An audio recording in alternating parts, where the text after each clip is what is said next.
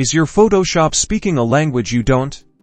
Let's fix that and get it back to English in under 90 seconds. First, completely close out of Photoshop. This is crucial for the changes to take effect, so make sure the application is not running in the background. Next, we need to open up the Creative Cloud desktop application. This is where we manage our Adobe applications and their settings. You can usually find it in your system tray or by searching for it in your applications. Once you have the Creative Cloud app open, look for your account icon, usually in the top right corner of the window. Click on it.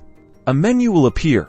Select Preferences from the drop-down options. This will open the Creative Cloud settings. In the Preferences window, make sure you are on the General tab. It is usually the first tab that appears. Now, look for the App Language drop-down menu. Click on it, and you should see a list of available languages. From the list, select English International or English North America. Whichever you prefer. This will set the default language for all your Adobe applications. Creative Cloud might prompt you to restart your Adobe applications for the changes to take effect. If it does, click Restart. Now, relaunch Photoshop. Voila! Photoshop should now be in English. If it's still showing in the previous language, try restarting your computer and relaunching Photoshop again. That usually resolves any lingering issues. Now you can get back to creating.